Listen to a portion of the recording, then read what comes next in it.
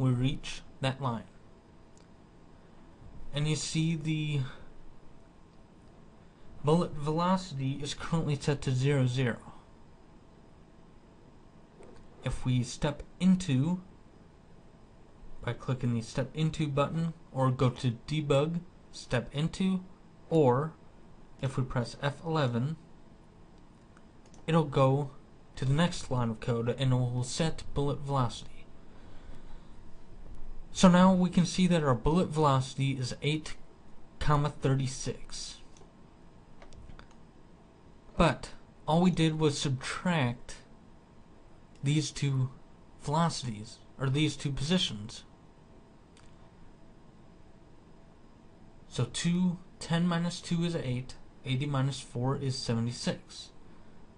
So if we run our game with the bullet velocity we have now, the bullet will appear at the enemy, and the next game loop, it'll be on our player. We do not want that to happen. We want it to smoothly travel between enemy to player. So, what do we do to do that? We have to do another vector operation, which is bullet velocity dot normalize. And that will make the norm, or the vector length, equal to 1. Now break to the base dot initialize, so we already normalize it.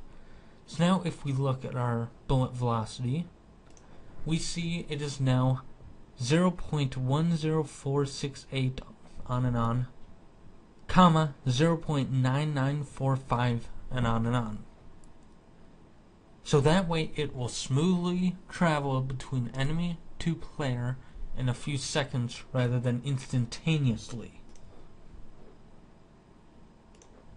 So that is how you see these enemies firing towards the player position.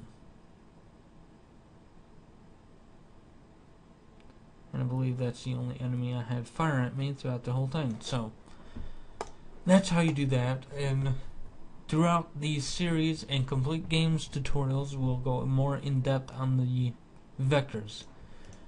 But for now, just think of a vector as a placeholder for position, velocity, acceleration, origin, or anything else that can be broken down into an X position and a Y position.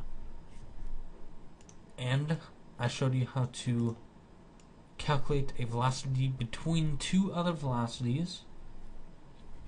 Remember, the greater one has to come first, or you'll end up with a negative velocity, which will confuse the whole thing. That's if you want it to. You can have it do a negative velocity if you want, and it'll make the game more interesting that way. And whenever you do that, you need to normalize, unless you really want the object that you just calculated the difference to travel instantaneously. So normalize is what smooths the animation to a few seconds instead of instantaneous travel between the two vectors. And that's it for this tutorial. Next tutorial we'll go into more interesting stuff.